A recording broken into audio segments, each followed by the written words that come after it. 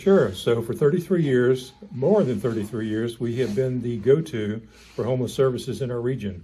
We're the largest shelter, an 80-bed shelter, serving the counties of Stafford, Spotsylvania, King George, Caroline, and the city of Fredericksburg.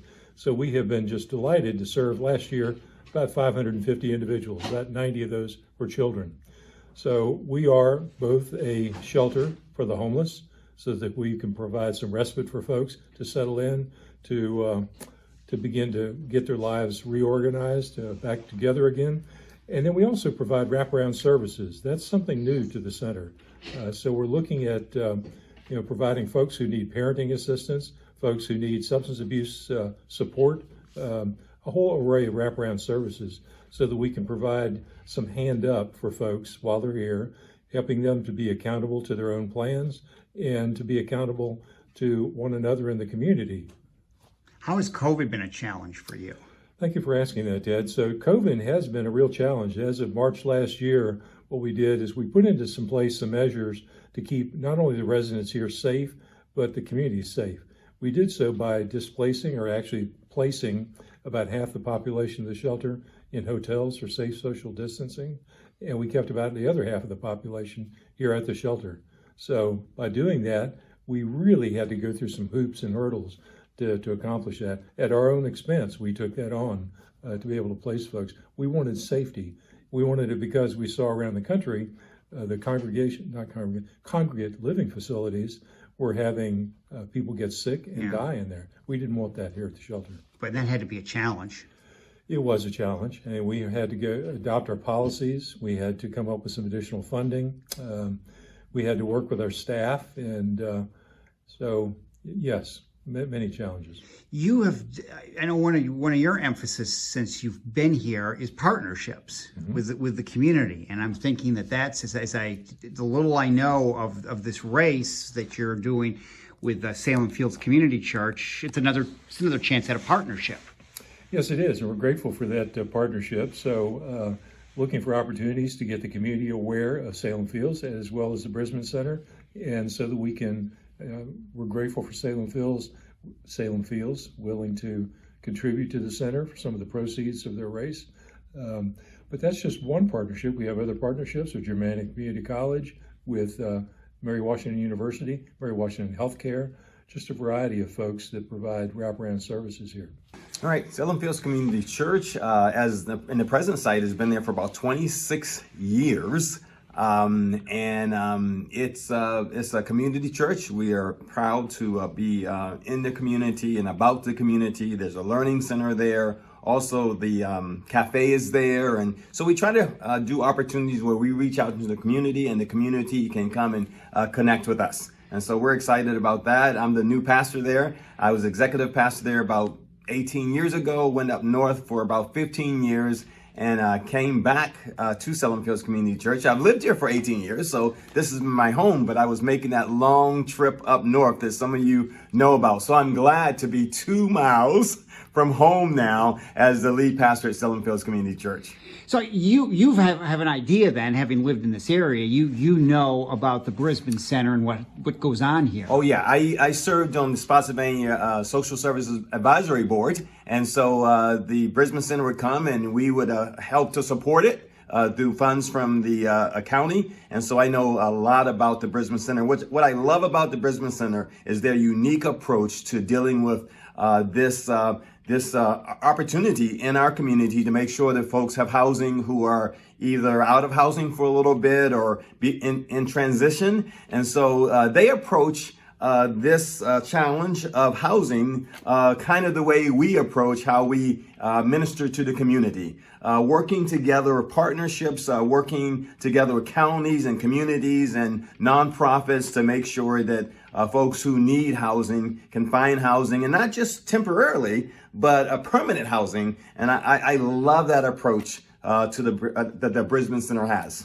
So talk about the race and the partnership between the church and the Thurman Brisben Center. We're really excited about this. When I came back to Fredericksburg, one of the things I wanted to do at the church was come up with 3 or 4 local ministry partners These are partners that we know really well, that we promote, that we do fundraisers with, that we send our folks to serve and to just help the community. And so we were having a staff meeting, and one of our staff pastors, Pastor Chris Becker, said, hey, Pastor James, what if we did a 5K with the Brisben Center? Pastor Chris has been here and has done a number of things with the Brisben Center. She's a runner, so she's running all the time. And I thought, what a great way to begin our partnership with the Brisben Center. So it's a 5K race and a walk. I'm going to be doing it. I've never ran a 5K race in my life. And so we have practice sessions that we're doing. But here's the unique thing about the race. We're raising our support so that every registration fee, 100%, goes right to the Brisben Center. We are really excited about that. That's pretty unheard of. And so we have all kind of partnerships who are helping us do the administrative costs. So every time someone registers, that money will go right to the Brisben Center. You can do this virtually as well. You don't even have to show up. You can run at home. You can go ahead and register online, run at home. You go to salemfields.com/run. You can get a packet there, and you can run wherever you are, but all the proceeds go to the Brisben Center. One of the things that we're excited about is this partnership that will go beyond this race. We'll have many opportunities where we can do fundraisers. We'll invite the center to come and just kind of dialogue with our community, set up a booth, tell us a little bit more on how our folks can get involved in supporting the center through financial giving, through serving, through helping. And so we want this to be a kind of an organic partnership. And the nice thing about the Brisben Center is they've been getting the word out about this. So this has been a partnership. They've been helping us find folks who will help support the administrative costs. So it's been a real partnership. Boy, when you said, because I was expecting you to say, well, you know, a certain percentage is going to go. You're right. This is unheard of. 100%. That it all goes. We're very proud of that. That's the way I've worked with nonprofits before, and you have this 5% margin. Yeah. I've always thought if you can raise that 5% somewhere else, then every person that participates, their money, they know exactly where their money is going. And so we want to be true partners. And I think that gives us some legitimacy in the community when it comes to doing these kind of partnerships and doing fundraising. Well, and the other thing is, it's such a win for the Brisben Center, obviously, but it's for those who are participating, and really even for your church, gets to know a little bit more about what goes on. Yeah, I love this kind of partnership. There are a couple of ministries and a couple of nonprofits that we're doing this with. It's a way for our folks to serve.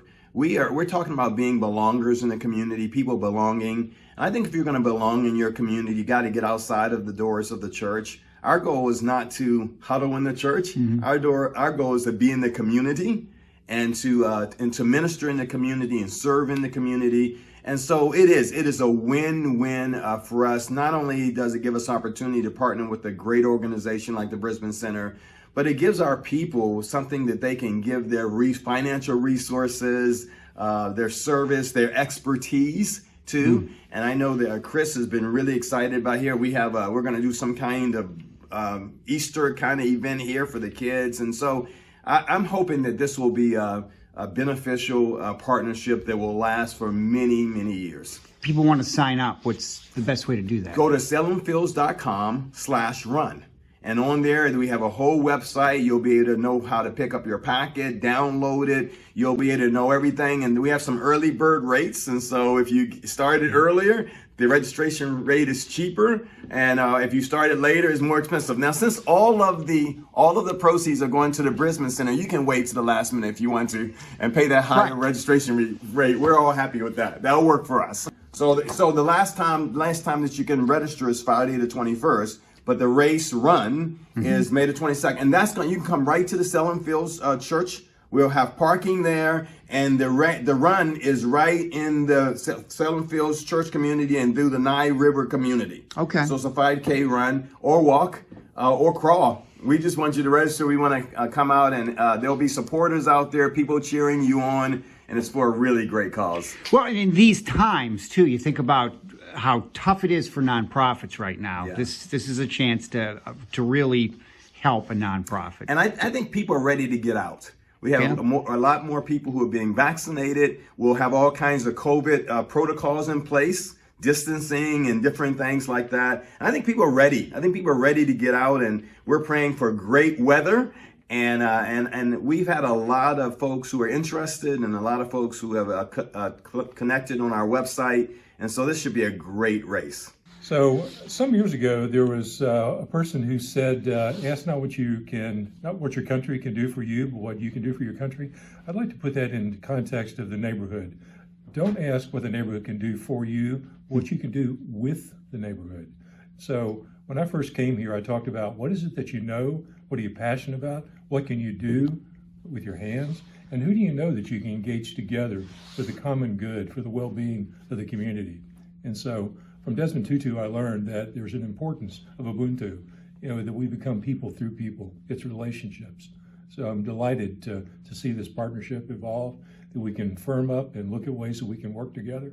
I'm also thinking about, as a closing word, mobility mentoring, a great opportunity for folks who are willing to work with folks here in the center, to help them to develop, to coach them to develop their own results-based plans, and then to follow those plans for at least 12 months after they exit the shelter.